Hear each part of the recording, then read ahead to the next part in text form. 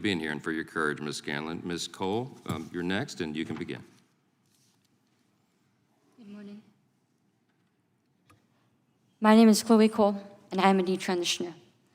Another way to put that would be, I used to believe that I was born in the wrong body, and the adults in my life whom I trusted affirmed my belief, and this caused me lifelong, irreversible harm.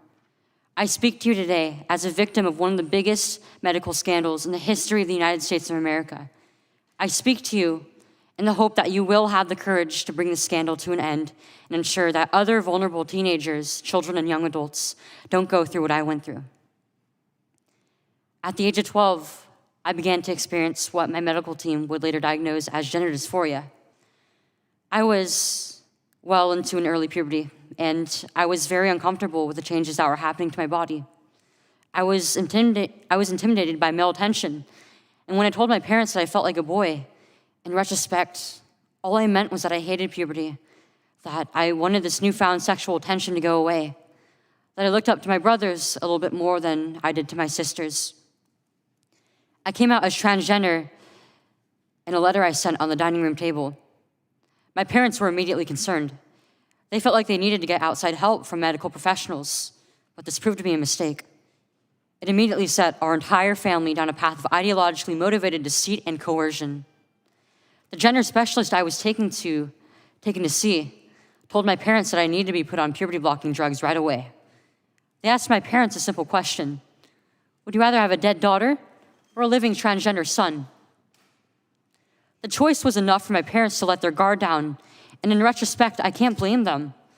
This was the moment that we all became victims of so-called gender-affirming care. I was fast-tracked onto puberty blockers and then testosterone. The resulting menopausal-like hot flashes made focusing on school impossible. I still get joint pains and weird pops in my back, but they were far worse when I was on the blockers. A month later, when I was 13, I had my first testosterone injection. It's caused permanent changes to my body. My voice will forever be deeper, my jawline sharper, my nose longer, my bone structure permanently masculinized, my Adam's apple more prominent, my fertility unknown. I look in the mirror sometimes and I feel like a monster. I had a double mastectomy at 15. They tested my amputated breast for cancer. And I was cancer-free, of course. I was perfectly healthy. There was nothing wrong with my still developing body or my breasts, other than that, as an insecure teenage girl, I felt awkward about it.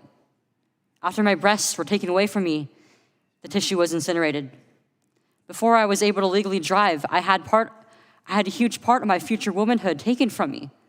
I will never be able to breastfeed. I struggle to look at myself in the mirror at times. I still struggle to this day with sexual dysfunction. And I have massive scars across my chest. And the skin grafts that they took of my nipples, are weeping fluid today. And they were grafted into a more masculine positioning, they said. After surgery, my grades in school plummeted. Everything that I went through did nothing to address my underlying mental health issues that I had. And my doctors, with their theories on gender, thought that all my problems would go away as soon as I was surgically transformed into something that vaguely resembled a boy. Their theories were wrong. The drugs and surgeries changed my body, but they did not and could not change the basic reality that I am and forever will be a female. When my specialist first told my parents that they could have a dead daughter or a live transgender son, I wasn't suicidal. I was a happy child who struggled because she was different. However, at 16, after my surgery, I did become suicidal.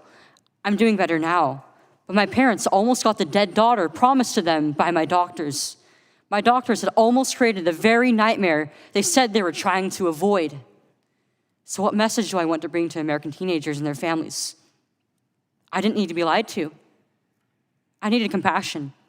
I needed to be loved. I needed to be given therapy to help me work through my issues, not affirm to my delusion that by transforming into a boy, it would solve all my problems. We need to stop telling 12-year-olds that they were born wrong, that they are right to reject their own bodies and feel uncomfortable with their own skin. We need to stop telling children that puberty is an option, that they can choose what kind of puberty they will go through, just so they can choose what clothes to wear or what music to listen to. Puberty is a rite of passage to adulthood, not a disease to be mitigated. Today, I should be at home with my family celebrating my 19th birthday, and instead I'm making a desperate plea to my elected representatives. Learn the lessons from other medical scandals like the opioid crisis, to recognize that doctors are human too, and sometimes they are wrong.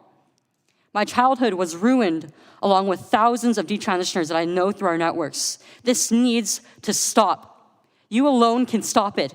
Enough children have already been victimized by this barbaric pseudoscience. Please let me be your final warning. Thank you.